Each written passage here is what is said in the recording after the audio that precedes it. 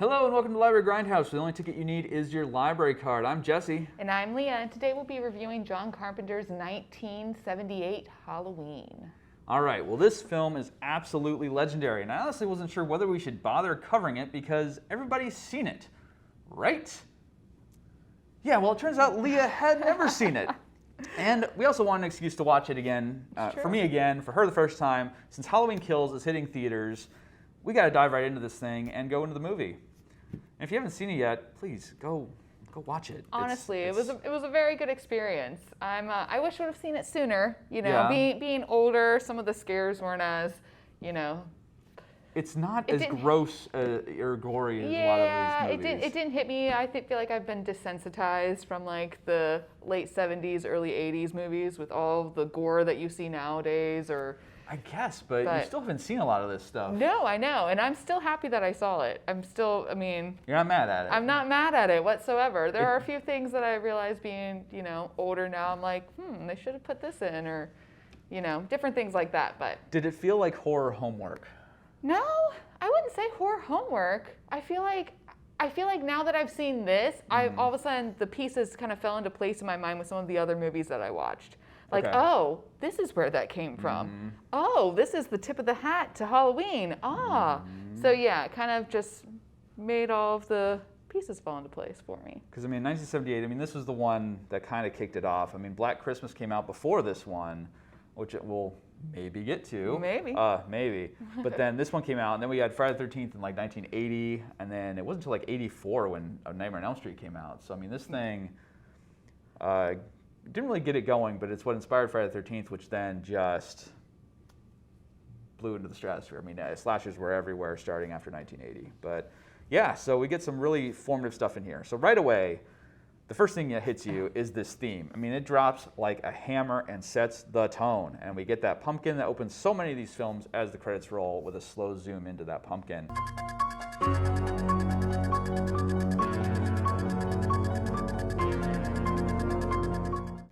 And we get some cool credits. Dean Cundey, legendary cinematographer. He works with John Carpenter quite a bit.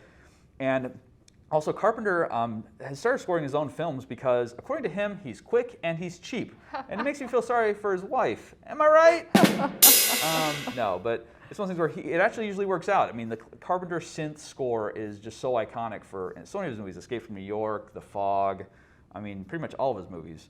So anyway, pretty bad when I know the music to it when it opens up. You know what I mean? It's that, and I've never seen the movie, but you instantly know, like, that's the Halloween music. Well, and so bad it's good because, it's just iconic that that you're like, oh my gosh, I've heard this before, because yes, of course you have, because it's amazing. Absolutely. And the 2018 version, they really pumped up the score. Like it's there, but it's like much better equipment, much better gear, the sound. It just, when I saw that movie in theaters, it was just like, oh my gosh. Which I will say, I have seen that one. I kind of, I don't know. I went all out of order with every single one of the slasher, franchise. Anyway. It makes it interesting. It does. And because I obviously saw this one first because I'm old. Anyway, so Haddonfield, Illinois, 1963, Halloween night, we get a first-person perspective, which in 1978 had to have been pretty cool and interesting because I don't think a whole lot of films did it. The Steadicam was invented not long before this, and so we haven't had a whole lot of that. Yeah, I was surprised that it opened that way. I wasn't expecting it. Yeah, so we see a couple making out on the couch before going upstairs. The person, whoever the camera is, grabs a butcher knife and immediately raises it to stabbing position. So ready to means business, and it's kind of, I don't know, a little bit cheesy. Like, of course you got to show the camera the knife and everything. It reminded me a little bit of Child's Play. As soon as I saw it, I was like, oh, Chucky's in this one? What is going on? There's a crossover? Man, I haven't seen Child's Play in forever. So the boyfriend leaves almost immediately. That was pretty quick. The camera finds the clown mask that the boyfriend was messing with and puts it on, and the mask is on the camera, which is really cool. I'm not entirely sure how they did it. I'm sure they hit a cut, but having that mask with just seeing through the two eye holes actually works really well.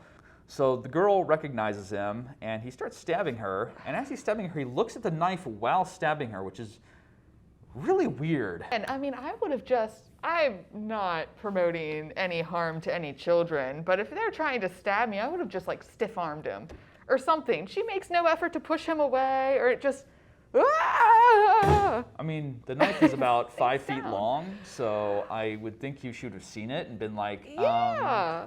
get that away from me. Or, I mean, I don't think, maybe she saw her brother playing around with toy butcher knives? Question mark? I don't know. I don't know. But like you said, yeah, I don't understand why she didn't Try do anything. to. But then again, we find out, Yeah, we'll find. Yeah, so that yeah, Michael goes downstairs. We hear him breathing in the mask, which is a cool touch. A car drives up. They say his name, Michael. Michael? So now we know it's Michael for sure. And his dad, I presume, takes the mask off. And we cut to, holy smokes, Michael is a child holding the bloody knife. He's like, what, 6 years old? 6 years old. And also, was he wearing a clown costume? So was that his original Yes. clown mask Yes. that the kid was playing with? Yes. So then another question for you. Yes. When her boyfriend comes downstairs and leaves, and Mm-hmm. you see him kind of look in the direction where Michael is in the living room, but you don't know it's him, because Mm-hmm. it's still the first person's perspective. He just doesn't see him or doesn't say anything, and he's already holding the knife. Like he comes think- downstairs and like, But I is think he? you see him kind of step back. Oh, okay. Like he kind of like, oh. Because I was like, is he just like, oh, cool, he's got a knife, bye. I think he's I got also what I kind of wanted. invisible. Like, I mean, granted, the boyfriend does ask where Michael is. Yeah. I think. But I don't think because he cares about him. I yeah, think it's more just like, I don't want him interrupting. yeah.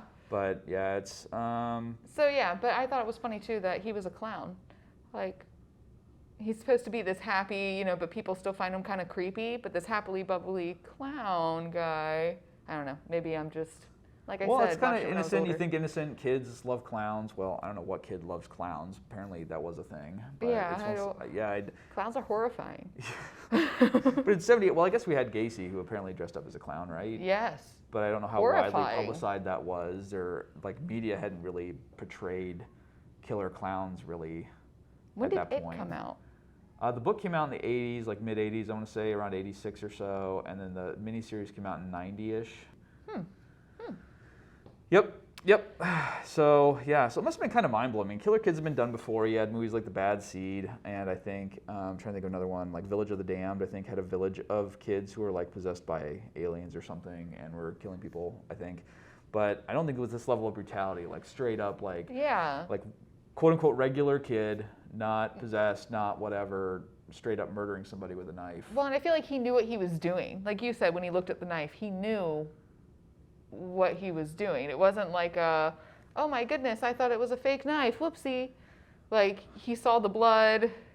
Yeah, I mean, I don't know why you'd look up at the knife and you're not looking at what you're doing, other than the fact that they probably didn't have the makeup effects to be able to.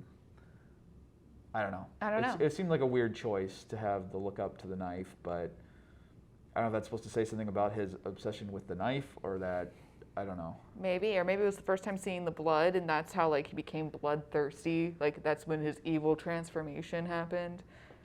Very sanitized compared to modern day, of Yes. course. Especially the 2018 film, which was just all kinds of Yes. gory and that's what I nasty. mean, where I feel like now, whenever I watch some of these older films, it's almost like, oh, they did that so tastefully. It's so quaint. It's so, yeah. It's almost cute. I'm not seeing like blood squirting everywhere, bits of human just chunks flying in the air, whatever. Teeth, It's just just teeth being ripped out yeah, of someone's jaw, I just was like, being oh, dropped this on the floor is- like dice. This is mild. How would anyone find this like super scary? And then it's like I would have been horrified at that as a kid. Oh no, Like, absolutely. looking Yeah. back, you know what I mean? I've become desensitized in a sense. Yeah, which makes the recent social media thing of that little girl who like loves Michael Myers. I'm just like, what are you doing? Exactly. What are Exactly. you doing? Like, oh my gosh, like that is, I don't know. I can't handle it.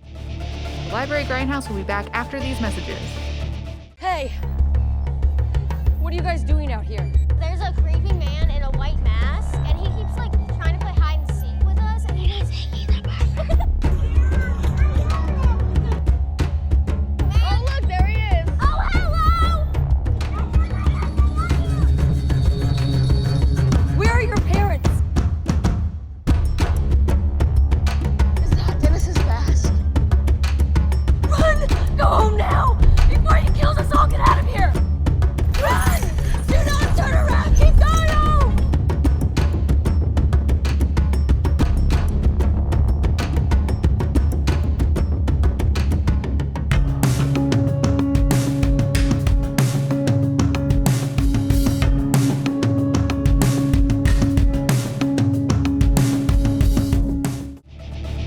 And now back to the library Grindhouse. Anyway, and the mom is just looking at him like, what trouble have you gotten into this time? As the camera cranes Oh, back and reveal in front of the Michael. house, like, oh, Michael, wah, wah. I don't know. It was kind of a weird expression she had in her face. So anyway, now we cut to Smiths Groves, Illinois, the day before Halloween in 1978. So right around the time the movie was released, which was kind of cool. And so Dr. Loomis and a nurse are driving on a dark and stormy night. And we found out Michael hasn't spoken in 15 years. And that Loomis refers to Michael not as it, not him. Which is also interesting. I don't think that makes him a great psychiatrist or No. psychologist. That doesn't seem very professional. Yeah, when he did that, I was just like, ooh, cringy. But then again, he also probably knows Michael better than anyone else.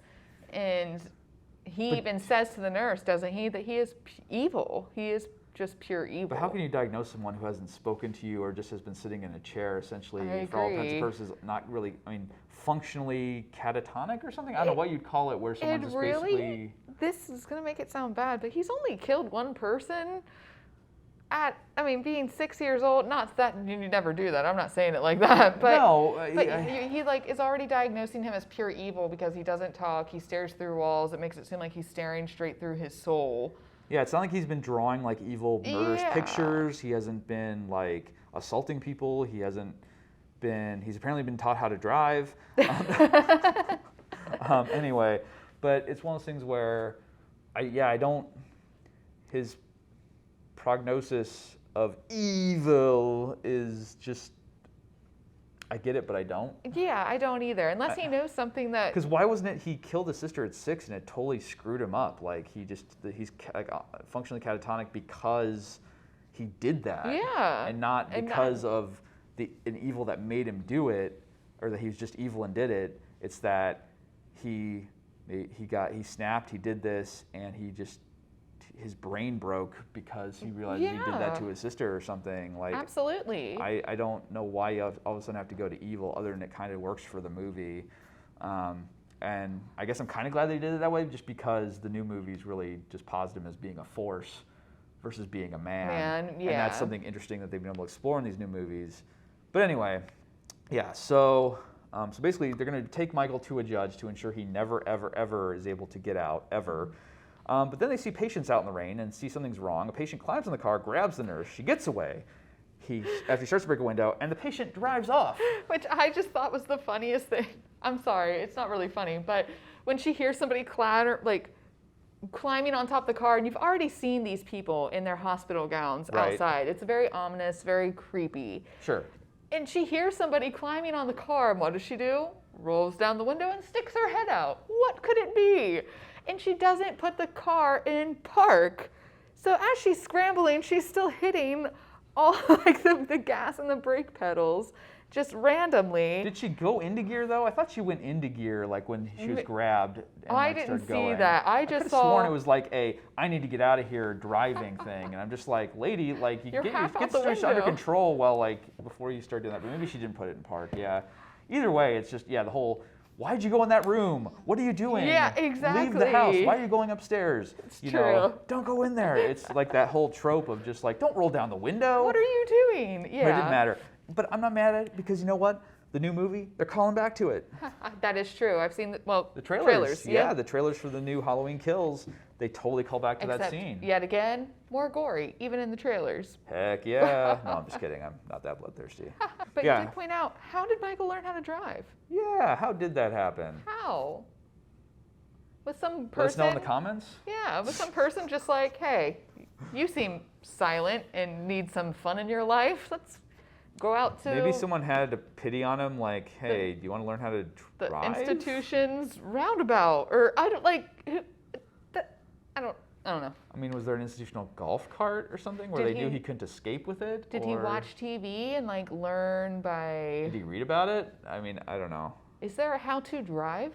I mean, I guess there's a driver's manual. I mean, it's 1978. They probably had books on everything because it's not the internet. There's no videos, really. I mean, VHS, I think it just started coming out, maybe. I don't know.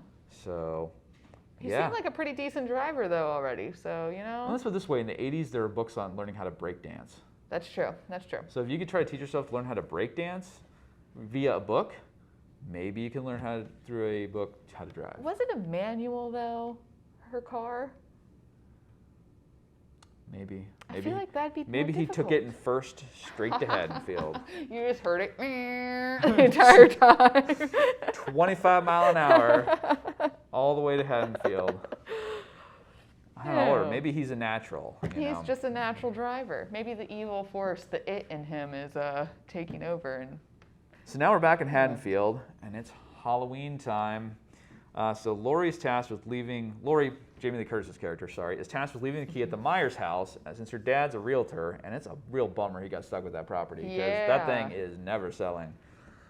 I mean, a child murder. I mean, woof. yeah, good luck. Yeah. So the kid Laurie's babysitting, Tommy, is that right? Yes. Shows up to bother her about what they'll do that night for fun, and Laurie's got to be one of the best babysitters of all time. I mean, she's got all the ideas. She's gonna be, bringing pumpkins. I was gonna say, she came prepared. This is not a typical babysitter that's just like, what do you got at your house? Sure, I'll play a board game with you. Right. What movie you want? Yeah, she's got everything. She's got a babysitting kit. Just about. I mean, it's pretty amazing. So Laurie drops the key, not realizing that the heavy breather himself is right behind the door. Michael Myers, his own self.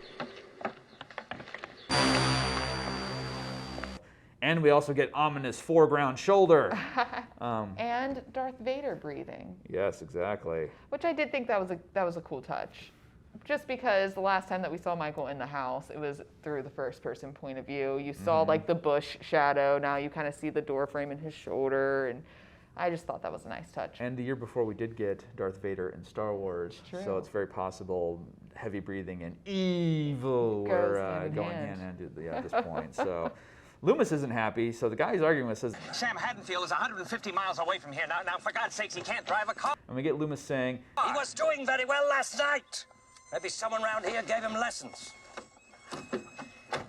and so at least they covered their bases. Yes. That's quite the thing to throw out there. I and know. I guess I can understand why he's trying to get him sent somewhere else where he'll be locked up forever, because apparently this place was teaching him how to drive. Exactly. When that part came up, you say it a lot, where I was like, question mark? And I was like, what is this? As I was watching it, I was like, all right. But yeah, at least they did cover their bases. That needs to be a t-shirt. Question mark? I don't know. Anyway, so we get school lessons about fate. I'm waiting. It's almost Terminator 2 levels of fate talk, which I'm just like, wow. I'm wondering if these new movies are going to go into that a little bit. Since they basically are only going off of this film and the way they're doing a metaphysical thing with Michael Myers. Is there something fated about this stuff? I definitely think there's something fated between Laurie and Mike. But that isn't canon anymore, and they don't really say anything until the second movie. So That's maybe true. So maybe that's because you know that whole thing, right? No, I don't know why I said that's true. I don't know. I don't know what is true. I haven't seen it. Spoiler alert for Halloween 2, but we find out that Laurie and Michael are brother and sister. Dun dun dun. But is Yes. that really? Did they keep that up? Did they keep that up? No.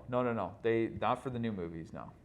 I mean, she's being very understanding when he's stalking her this whole movie of just she's very chill about creepy dude in mask just looking at her all the time. Which was so weird to me. I'm sure we'll get to there. that. We'll get there. Anyway, so we got station wagon across the street, and this is Michael staring at her. So we get to the first Michael staring at Laurie, and then Laurie looks again, and he's gone, of course, which he's really fast. Well, oh yeah. Well, he had the car, right? He had the car, but he was standing outside the car. He had to get in the car, start the car, put the car into gear, and drive. Those driving lessons, race car driver must have taught him. Just jump through the window.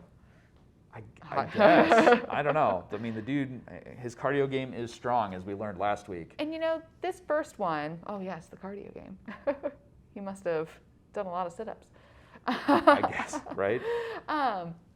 No, but this was the first Popeye. And the first time that this happened, I could see her being like, okay, my imagination, I'm in school, learning about fate, I'm bored, looking out the window. That's fine. But then the second time that this happens, which we'll get to. Well, his classroom scene also called back in the 2018 Halloween, too. I don't remember There was a classroom scene looking out the window. And instead of Michael Myers being outside the window, it's her grandma.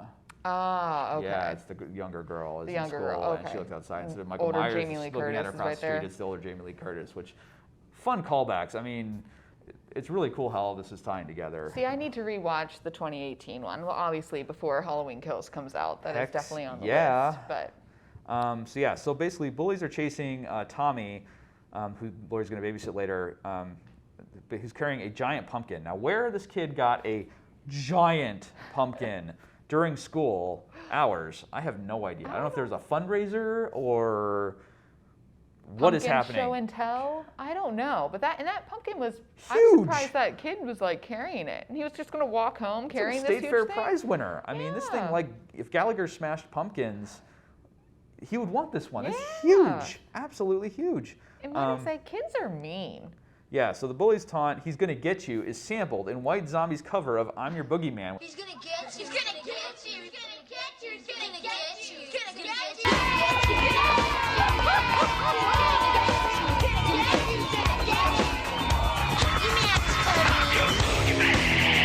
you. Which, given the whole boogeyman talk in this movie, is just perfect. And of course, Rob Zombie would do that, and he'd go on to remake Halloween, of course.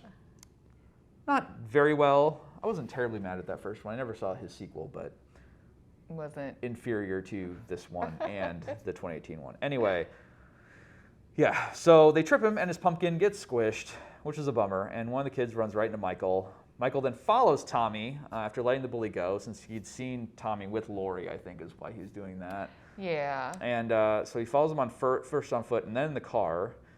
And then we cut to back to Loomis. And Loomis is trying to warn the police, "If you don't, it's your funeral." Oh my goodness, he's got some great lines. Yeah, It's Loomis. It's Loomis. So Loomis runs across the pickup that happens to have the white clothes. Yeah, because right? remember Yeah. he's calling the police, which good thing that phone was right there. And it's Literally, happened to 'cause be he like, walks. "Oh, I'm gonna go look at this pickup Exactly. that's parked weirdly." And then he finds the hospital clothes, gown. hospital gowns, yep. And we see hanging there. and we see it's like a mechanic's truck, and so of Yep. course that's where he gets the iconic coveralls. And that's when you go into the wide shot, and then you see the actual dead body. Loomis doesn't see the dead body, but we Right. do. The audience does. Well, this movie's shot in like super wide Panavision lenses, so every frame has just gobs of space, like in the shot, in the frame. So of course you can just barely has to pan over to see the dead body by the truck. Like Loomis doesn't have to find it. And I did think that was kind of an interesting thing to do, because technically that truck driver was Michael Myers' second kill. Yes. And we didn't even see it, True. which I thought was strange. It's like his first kill after 15 years, and we missed it because the only thing that he wanted his. It's very His clothes. anticlimactic, yeah. And I'm not even sure how he lured the truck driver. He was in a car.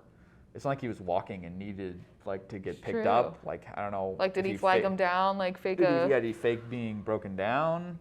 He had 150 miles to cover it to get there on Halloween, so I don't know. I don't know. Yeah, so then Laurie meets up with her friends after school, and one's babysitting a few houses away from Laurie, and she offers her house to another friend so the friend can have fun with her boyfriend. So we find out Laurie's the only single one, essentially.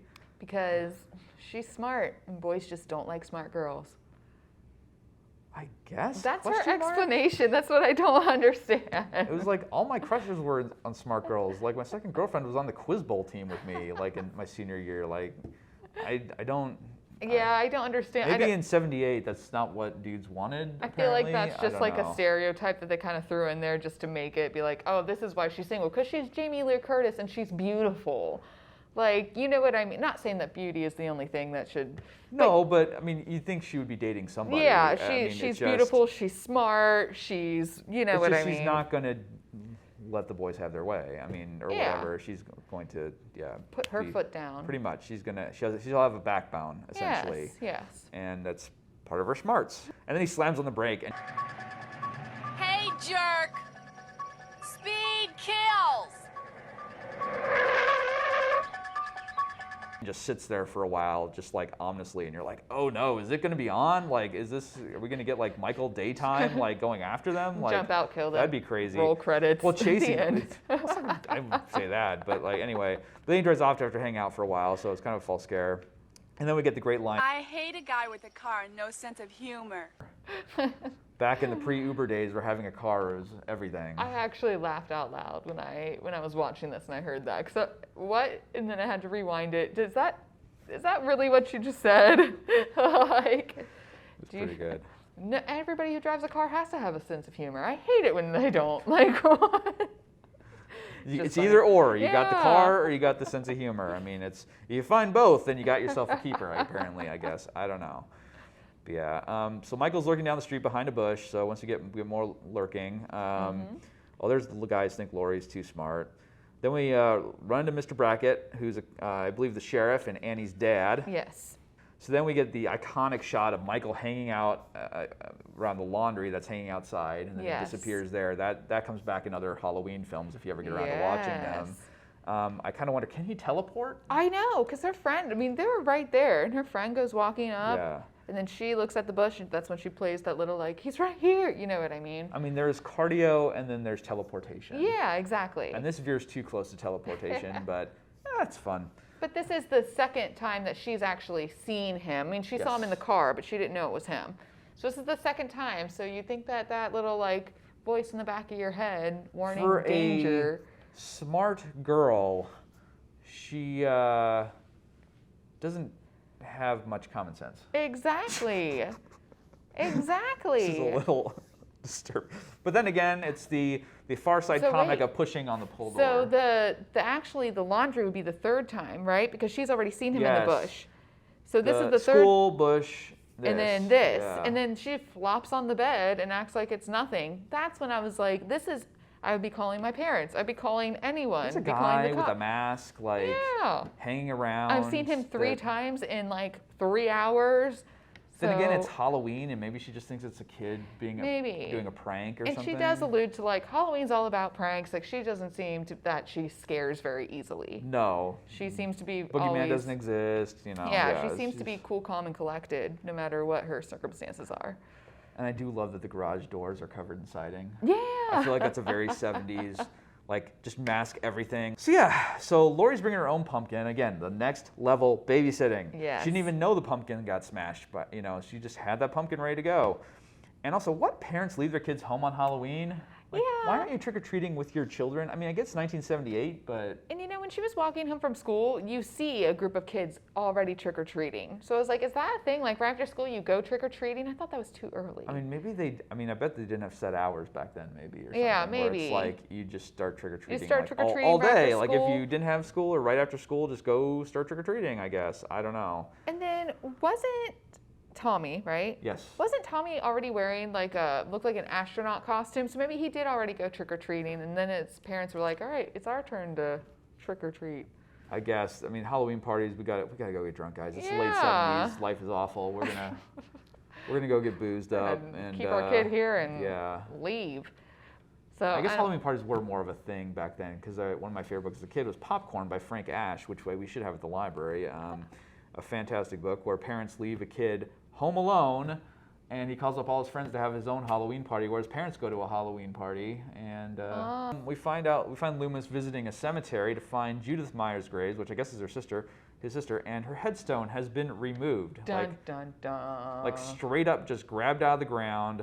There's no sign of being dragged across the grass. The dude just Yeah. straight up squat thrusted this thing right out of the ground. Yet again, you not only need cardio, you need strength training, apparently. Yeah. Insane. And we get the iconic line. He came home. And then we cut to Laurie smoking a joint. What? I thought that could not happen. You can't use drugs in these movies. I thought that And could okay, not yeah, happen. she coughs like she's never had a cigarette in her life. But still, I was very blown away by that. And she's babysitter of the year, and she's on her way to go babysit this kid. I think that being a great babysitter cancels out the joint. Okay, maybe I will that was argue it. that, yes. Maybe that was it. And I think Carpenter was sympathetic maybe to joint smoking versus sexual liaisons That's true. or other things that was could get you killed in a also slasher. The So, 70s.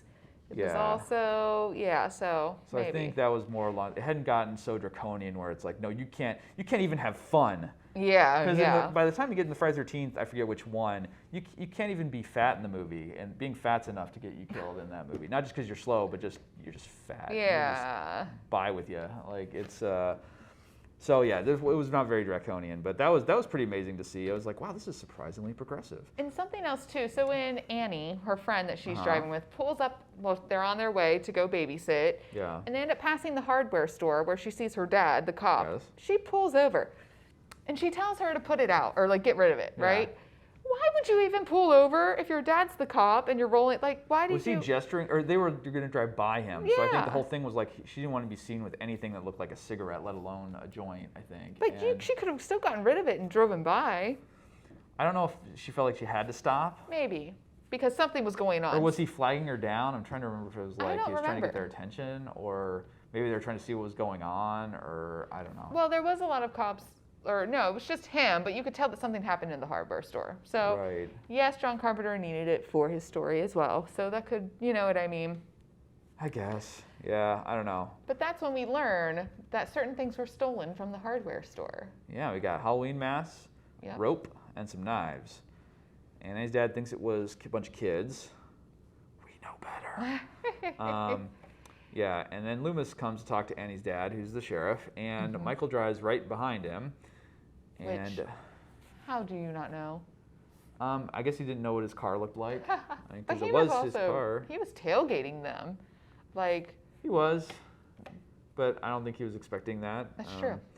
And apparently there's a dance the day after Halloween, which homecoming is usually well before, and then Sadie Hawkins is usually like spring or something, or like late Yeah. winter, and then I don't know of any like November 1st-ish dances.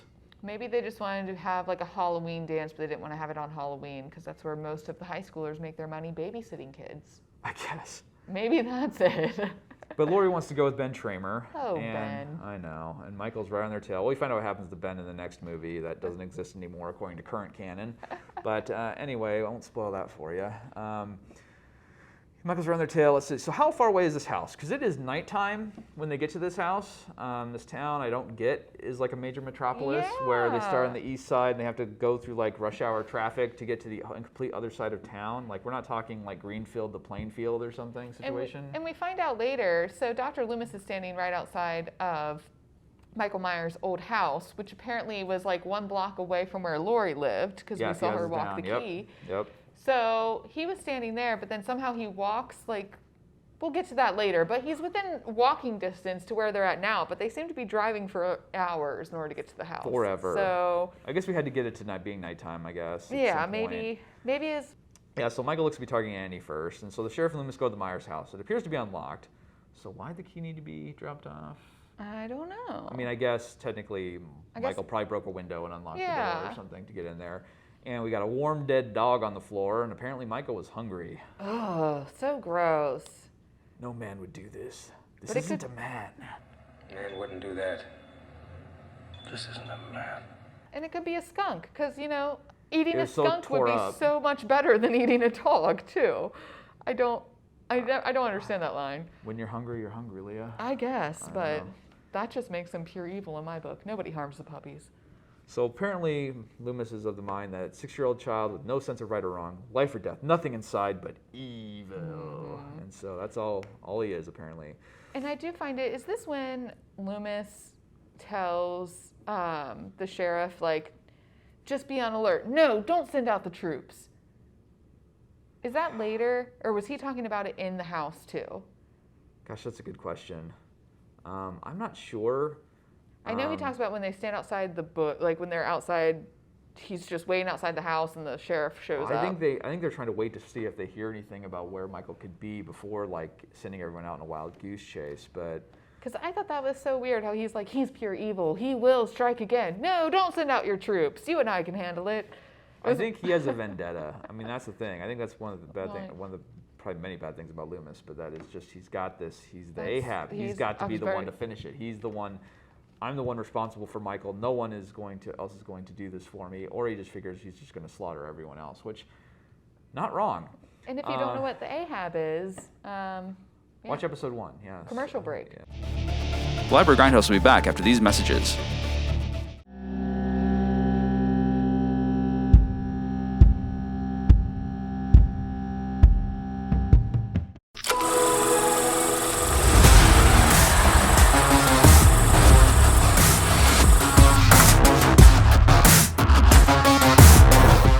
But then Jason, Freddy, and Michael changed the game by returning to the same place over and over like a curse. Because before it was like, you know, you go on sprees in different locations, but then again, Jason did go to Manhattan and outer space. So. Yeah, but, I mean, did he really?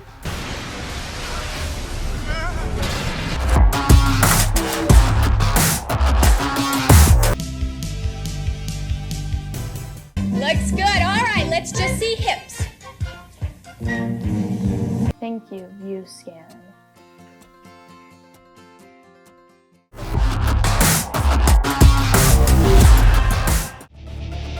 And now back to the library grindhouse. So now, welcome Yeah. back. Now that you know what an Ahab is, we know If you that followed our advice. we know that Dr. Loomis is the Ahab, which is actually the whole nod to. Behind the mask. Yeah, behind the mask. Even the trench coat, the gun in the pocket, everything. Yep. As soon as they saw this, And that's being one a of those. psychiatrist or psychologist. That's whole one of deal. those pieces that fell into place where I was like, oh, they're paying tribute to Halloween. I understand. Absolutely, I that's get right. it now. Yep. So yeah. So then Laurie's asked by the kid who the boogeyman is, and so by Tommy, and so yeah, let's forget the first mention of that. And he's also referred to as the Shape, which again I think Carpenter himself is really into like this not, and he's Michael Myers, but he's also just this thing. He's a He is an non-human it. entity. Yeah. He's inhuman, inhumane. He's just this a husk filled with evil. Essentially Yep. is really what they're going for. And the new movies don't dissuade us of that either. Yeah. Tommy sees Michael outside the house across the street, tries to get Laurie's attention, but then Michael disappears again, as he is wont to do. Yes. Um, So yet again, number 4. I mean, well, she Laurie doesn't didn't see him. it. Laurie didn't see Tommy him this does. time. Yeah. And so you'd think that if the kid's saying that there's a dude in a mask, you think Laurie'd been like, oh no, he's here. The guy, the same. What is going on? Exactly, Like, but she just keeps on. Well, I mean, like you said, it is Halloween. See a guy in a mask. It's like, it's Halloween, kid. Like, I guess. You're gonna see it. Yeah. But I also found it funny the stark difference between Annie and Laurie's babysitting style. Because Annie, full on, like, the TV is the babysitter. That poor girl. What is her, Lindsay? Maybe Lindsay. She keeps on screaming it. You think I'd remember it. Lindsay! You're right. But yeah, she just sits there like in front of the TV, and that girl is just zonked out. That is literally the slogan for TV is the babysitter. She's not unhappy. No, she's not unhappy, but I just meant like the extreme difference. Then you have Laurie like carving a pumpkin with Tommy. Well, Tommy's zonked out watching the TV. Well, I that's mean, true. That is true. But instead she's of being with her boyfriend or whatever, Laurie's carving a pumpkin. You know. and she's watching TV with him, like in certain scenes too. She's guess. always kind of with him. But anyway. Yeah, and so Annie supposedly has gotten Ben Tramer to go to the dance with Laurie, which Laurie is not happy about. And then Tommy's too wrapped up in the scary movie to help Annie with anything really. And dog gets outside. Michael kills the dog. Luckily we don't see it for all you animal lovers out there at least. But you do see the legs like go limp. You see a lot of Oh, yeah, legs I forgot go. you do see the limp legs. You I see forgot. legs go limp, like twice. One with a human, one with a dog, and I thought that was kind of a cool little nod. Effective. It's Well, I effective. thought that he was doing that as in like Michael doesn't see a difference between any living life. Like he's just literally killing anything that gets in his way. Pretty much, yeah. He's indiscriminate. Yeah. Yeah, like eats dogs, kills dogs. A Thing from Another World on the TV, which Carpenter's upcoming film is a remake of that one. This is the Howard Hawks original, and Carpenter's a huge Howard Hawks fan. And I had to ask Jesse this because, yet again, first time watching it just a few days ago, I thought that was John Carpenter's The Thing, and I thought he was like playing his own movie. I'm like, that's kind of funny. And then yeah, Jesse was like, no, it wasn't made yet. That was not a thing. The Thing was Pun not a thing intended. yet, right? Yeah. It wouldn't be until '82 when that notorious flop would come out. That would then probably go on to be his best regarded film. But that's still kind of a cool nod that he put that in there. If he was, Absolutely. if, you know what Yeah, I mean? He no. respected that movie. He wanted If you know to, about Carpenter, it's such a cool thing to see that there. Just like, oh my gosh, like look at this Easter egg for a thing that wasn't even a thing yet. Exactly. So that was kind of neat. Yeah, he was still at least one movie away. I think. No, he 2 movies away because he did The Fog and Escape from New York. I think before The Thing. Okay. Yeah, so, any whoozleby. Yeah, so Annie goes to the back shed to do the laundry. That is super inconvenient. That is inconvenient. Super inconvenient. But that was also a big thing in the late 70s, early was? 80s. Yeah, a bunch of people had, like even in the house growing up, we had a detached room. laundry? Yeah, that had the laundry in it. Yeah. Okay, I'm never buying a house like that. That's awful, man. Which I also want to point out, did Mike Meyer steal fishing line or something from the hardware store? How is he getting all these doors to randomly open and close without him being there? Yeah, it's. Teleportation can't even do that. He's not only closing them, he's locking these doors. You cannot tell me these doors lock from the outside. How is he doing this? Dude's magic. He must be like some sort of genius. He is working on a genius level. Or again, he's just magic. That's true. I don't know. I don't know. So yeah, because I mean, it definitely can't be Michael who's pulling these doors closed, and it's locked. I just don't know. So Annie tries to get out the back, and Annie's boyfriend Paul calls, and the girl Annie's watching picks it up, and she's listening well enough to know that Annie's washing her clothes at the very least because she spilled on them. And so Paul tells the girl to get Annie, so the girl heads out to do that, finally doing something. Well, so anyway, Annie's stuck in the window, and the girl goes and tries to pull her out the window. Oh, that's right, pull yeah. my foot. Because I have the mentality of a 5-year-old then, I was like, it'd be funny if she just ripped one. I don't know why. Whereas I'm just waiting for Michael to take her out while she's hanging out the window like that, which is an easy target. I was like, pull my foot, and I just... So Annie leaves Lindsay with Lori. Yes. So Lori is basically Saint Lori at this point. Yes. They're now doing this as well. Yet again, babysitter of the year. The old Girl Scout comes through again. Yeah, but apparently she'll call it off with Tramer, which Lori was very uncomfortable with if Lori watched this kid. So that's kind of why she did it there. So Annie gets killed after getting in her car. It's a nice touch that the door is locked, and she goes inside to get the keys, comes back out, front door opening easily, which lets us know Michael is inside the car. And well, in the fog window, yeah. And so the thought put into that was pretty cool. Yes, like that was something where it's like if you're paying attention, you know what's going to happen before it happens. That was neat. I mean, you can guess, but this actually like gives you like, oh my gosh, like wait, that door was locked, and then there's fog, like it's somebody's in here. Yeah, which I mean, usually it's like I don't know, you know what's coming at this point, but like it's kind of cool that they give you clues. I kind of wish more movies would give you more clues of like. They leave the room, they come back, and if you're observant, you'll see like I agree. Like something's open or something's broken or something's changed about the scene. Like I'd love to see a slasher movie where every single like kill is almost kind of set up like that. Where you can, At the same time, though, doors are mysteriously closing. I mean, I don't know. This movie kind of is infuriating that way, where they get so much right and then. Well, for some reason, when I saw that, I was thinking like, well, Lori, she's the smart one, so she would have known. I feel like she would have put it together for some reason. Like she as soon has as no common sense. But no, yeah, Annie doesn't. But I feel like if it was Lori was Lori, doesn't. maybe not with seeing them, but I feel like she is kind of smart. She can put things together. I feel like she would have been like, fog? What? But anyway, this was also the best kill scene, I feel like, or the most overly animated. She just, and then like slowly like drips down in the car seat, and I just. Yeah, I mean, because he slashes her throat, right? That was my. I thought it was straight from behind. Oh, because I thought it was something with her neck or something, and it was just like really like, oh, you couldn't afford any latex appliances or makeup or anything like that. Her mouth was just still open, and she actually did the like, oh, as she goes it's down. hard to die on screen. No. I've done it on screen, and it's not easy. It's awful. I've died on screen. Well, it was part of the movie, and it was just like I don't know how you do it well. But that was sort of the one where I was just like, that's the best kill. You know how we've had best kill scenes? Right. That's the best kill scene in that one. I personally think, because it's just. Nope. Best one's coming up. Best one's coming up. Yeah. So the kids are watching some sci-fi movie. Tommy tries to scare Lindsay, and then he sees Michael carrying Annie into the house and starts screaming about the boogeyman, but only Lindsay believes him. So the kids dare each other to go into Meyer's house, some other kids on Halloween, but Loomis has fun scaring the kids off, which is kind of weird. Yeah. He's taking great glee in terrifying these children, which is really weird. I feel like he doesn't like kids, so maybe he just hasn't liked Michael since he's been a kid. Because really, it's 15 years if he was 6, so he's 21.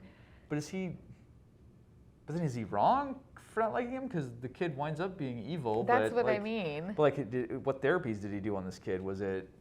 Did that damage him further? But it sounds like he could be damaged further. So. And part of me is thinking maybe Loomis is trying to scare the kids just away from that house to get them to not mess with Michael. Yeah. Like maybe he's doing it to save them. In his own weird. But he's got like a smile on his face. Yeah. So I don't know. That's kind of like a little smirk of just like, I live for this. Yeah, if this maybe. could be my job, I would love to do this. Just. And this is the part where we see the sheriff come up, and this is where he says that he believes that he's waiting around for Michael, and don't release the troops yet until he hears back from him. That was where it was? Okay. Yeah, because he was standing outside by the bushes right after he scared the children. So yes, this is it. And which I still thought that was weird, because they found the half-eaten dog. They know that some weird person who eats dogs, and it was fresh, was inside that house, so he's there. And I don't understand why they wouldn't alert the troops, why they wouldn't call the forces in. But it took them 5 hours to get from like school to like the house they were babysitting at. So this place is apparently huge. So I mean, I don't know how their cops would be able to canvass for. They don't even know what to look for. They don't know what he looks like, what he's dressed as, like. But they do know the car that he drives, because Dr. Loomis saw the car. You'd think they would have put out an APB. I mean, Dragnet was around this time, and I think they've had APBs out on a car with certain plates. And you'd think they would have put out an APB for like a station wagon with the following plates, but. Which was another weird thing too. Made for a short movie. Because I feel like Dr. Loomis was staring at the house the whole time, and then he turns around and he was like, "Oh, there's the car, so he really is here." And I was like, "What? How did you not see that car right there the entire time?" He's just been fixated on the house. There are some holes in this movie. But I do love the sheriff saying, Doctor, do you know what Haddonfield is? Families, children, all lined up in rows up and down these streets. You're telling me they're lined up for a slaughterhouse? They could be. And given the 2018 remake, they definitely were. Yes. So that actually kind of comes back. So many callbacks to like when you go to the 2018 film that it's crazy. So Annie and Laurie's other friend shows up to Lindsay's house. They're ready to get down. And Michael watches them menacingly as they make out on the couch. The friend interrupts the makeout session and calls Laurie and says Annie hasn't returned yet. So they finally get down, and Michael's shadow passes over them, and they finish and light up. And of course, the dude says, "I'll be right back." Yes. Which you don't say, since we've all seen Scream. Yes, probably. yes. And so dude goes to get girlfriend a beer.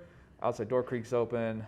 Bob goes to investigate, and then, believing Linda's messing with him, opens doors to reveal Michael, who brutally chokes him, lifts him off the ground, and stabs him hard enough to pin him to the door. That's the best kill of the movie. I will agree. Okay, I take it back. Well, the best dying scene is the girl in the car. The best kill of the movie is Michael pinning him to the wall. Yes, and then there's the fantastic touch of Michael cocking his head while looking at the body hanging there, like he's just like, "What are you? What is this? What am I looking at?" Yeah. Like, or I don't know. It's. I can't tell if he's like trying to watch like the light go out of his eyes. No, they'll say that like when you're. Well, he's just looking at him like a curious dog, like. Now what? Yeah. Like, are you really dead? I mean, it's just that iconic thing. I mean, it's just one of those things where it's just iconic of this movie. I just don't know. It's one it of was those a very where good touch. It's just haunting. Yeah, you don't know what he's thinking, and it's just Like, is it still like a 6-year-old kid just like kind of mesmerized by his own work, or or something of just like. Is this death? Like, I don't know. It's one of those things where it's like it makes you wonder what's going on in the head of Michael Myers. Yeah, it's exactly. Interesting. Of good old Mike. Yeah, so Michael shows up at the bedroom where Linda is, filing her nails, draped in a sheet with the boyfriend's glasses over it. Another iconic scene. So funny. That was another one of those laugh out loud. I was like, is he really going there? See, he is smart. You can tell Michael Myers is smart. It does seem like a bridge too far to think that Michael would think of that, though. Yeah, but I mean, he went from being 6 to being in an asylum for 15 years to now this. I mean, like. And that's why I feel like he's had to have had like books to read. He's had to have different things to like. How do you teach a 6-year-old murderer to read who doesn't talk? I don't know. Maybe he taught himself. Like I said, he has to be working taught him how to drive, I guess. He has to be working on some genius level. And the only thing I can think of too when I saw the sheet is it's almost like a little kid did it. So I don't know if you know what I mean. This sort of contradicts what I just said. But I feel like that's something that a little kid would do. Like, I'm going to disguise myself. I'll put a sheet over my head. Right. And glasses. Make it seem like it's the boyfriend or something. Yeah. It's. And then he just doesn't talk, which annoys the girlfriend, which is something, Laurie gets mad, decides to call Laurie, and turns away while on the call. Michael starts towards her. As soon as Laurie picks up, Michael starts choking her, and Laurie thinks it's Annie messing with her again, because Annie had called her earlier and was breathing heavy on the phone. And of course, it sounds like that again. And, So, bye-bye, what's her face? Other friend. Yeah, the other friend. Anyway, so Laurie calls Lindsay's house, gets no answer, and checks on the kids. They're asleep. And Loomis sees the station wagon, finally sees the station wagon in front of the Myers house and starts looking around. Laurie grabs out keys, goes to investigate, knocks on the door. Back door's open. Here's a thud. Let's see. threatens her friends' lives a whole lot, which I hope she feels bad about later. Yeah. Like, I'm gonna kill you, and it's like, Lori, Dead? please don't. Yeah. It's super cringe. It's super cringe to like. It's like, oh god. But we've You'll all be said, sorry. We've all They said are. that. We've all said that to our friends at one point in time. Like, oh my god, you know what But I usually mean? you don't find them dead. No, then. but Like, that's what I mean. I couldn't even imagine being in her spot. Like, ugh. I'm so sorry. I didn't mean to say it. Oh my gosh. Like, yeah. So she heads upstairs, yeah. Yeah, she ends upstairs, and that's when she starts opening the cupboards, and she finds Finding her friends. bodies all lying around everywhere. How did Michael put the bodies in there for one of them to come down like as if they were hanging from their legs? Like the guy like drips, you know what I mean? Oh yeah, he's like on the top of the door like a bucket of water, like doing a Yeah, bucket of he water just, like, prank, falls and then down. he's got to be attached to somehow so he doesn't fall. Like I said, he stole fishing wire. I guess, yeah. Fishing And then wire. Annie's body's on a bed with Judith Meyer's super clean headstone on a pillow behind her. Which why? He just wanted to show off by hauling that thing upstairs after digging, pulling it out of the ground. It's a Yeah. weird tableau. Of Maybe just- that's like the first babysitter that he killed, so it like then the first babysitter kill of guess. Halloween, like he did with his sister. I Here don't she know. lies. But yeah, and then the cupboard swings open next to her on its own, next to her revealing Linda, the other friend. And Laurie screams and runs, whimpers next to a dark doorway, and this is where Michael's mask is slowly revealed in the doorway. Just such a cool shot. A lot of great detail work here, and they actually cared to make something that's super evocative, which is great. Yeah. Michael misses with his knife, grazes Laurie's arm. Laurie falls down the stairs, which is a little reminiscent of Psycho when the detective shows up and gets slashed, which, spoiler if you haven't seen Psycho. Sorry. And I can't, well, I feel like everyone's seen that. That's kind of an iconic, even if you haven't seen guess, Psycho, you yeah. kind of know that scene, the shower scene. But yeah, and how does Laurie, like, she's not hurt whatsoever after that tumble down the stairs. That was a pretty significant fall. Adrenaline's pretty powerful. That's true. I'll give her the adrenaline rush of, like, deadening down your pain, heightening your senses. And Yeah. just, But I was pretty surprised that I'm like, okay, so she's resilient. But she can't open the door. I mean, Yeah, she yeah. can't. So Laurie's beaten by every door. The kitchen has an interior deadbolt apparently. And then Laurie breaks window to get out, screams for help. Neighbors don't help. They actively ignore her, which I'm just like, this is Haddonfield, not New York City. It feels like it'd be a big city thing where people will ignore you. But And that was another thing too, is that Dr. Loomis is somehow outside, like running, trying to find Michael Myers after he spots the car, but he doesn't hear her yelling like to high heaven. So really, how big is Haddonfield? they drove 5 hours to get to this house. Like Loomis is like 20 hours away. Like I don't know. How is this working? But Tommy lets her in time before Michael can get to her. But the phone line's cut, and then Michael keeps missing. Laurie stabs him in the neck with a knitting needle. Which was Way pretty. to go, being crafty, Laurie. Yeah. All right. So yeah, being a goody two-shoes paid off for a little bit there. He collapses in a fake out. Laurie has the knife. She has the knife, and she drops it. I know. This is when I just automatically thought of Zombieland, where I'm like, the double tap. You have to make sure that they are dead. You cannot go for just one thing. You got to go back for But seconds. she's innocent. She hasn't seen all the movies we've seen. Oh man, Leah. She's not. Jamie Lee Curtis, come on. Yeah. No, but even still, like knitting needle to the neck, I would have known. Like somebody could live through that. But again, she hasn't seen all the movies we have, Leah. And she you doesn't don't understand. drop the knife.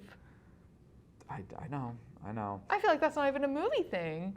But Like, also Loomis didn't hear her because he's wandering around. He's lollygagging. Sheriff comes by again, and then Laurie goes upstairs to check on the kid, hugs him, hides in the closet. Great idea after locking kids in the bathroom on their own.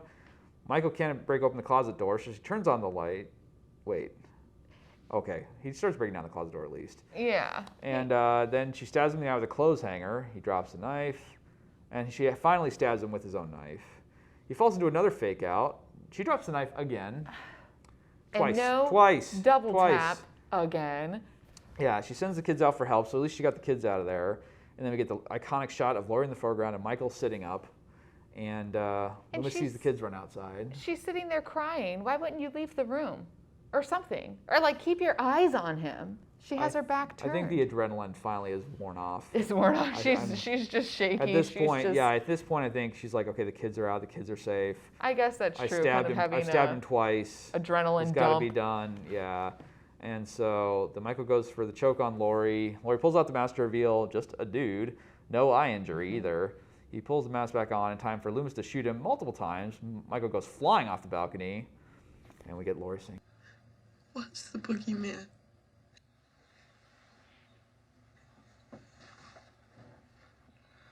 As a matter of fact, it was. Which, again, another iconic exchange. When Loomis looks outside to see no Michael, and the theme kicks back on in full effect.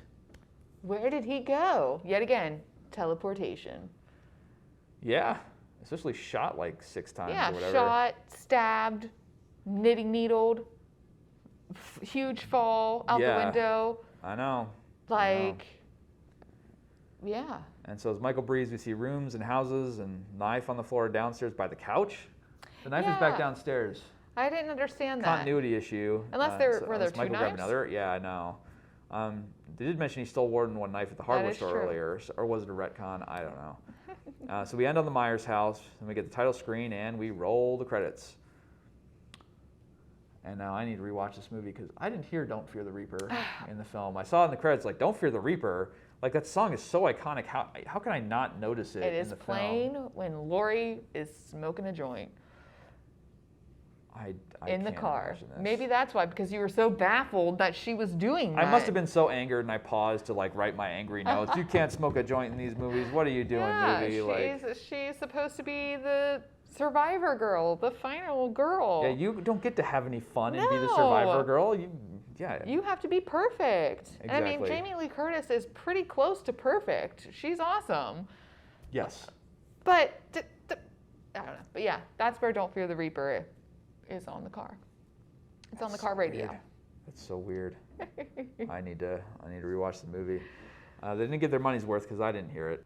Okay, so for in the comments, the question's going to be, what is the major like horror movie that you haven't seen that that people would not believe you haven't seen that? Like, so what's that? I haven't seen that movie for you, since Leah's was Halloween. Well, and Nightmare on Elm Street, and which still blows my mind. There's a whole lot of them. Not even horror films, but yeah.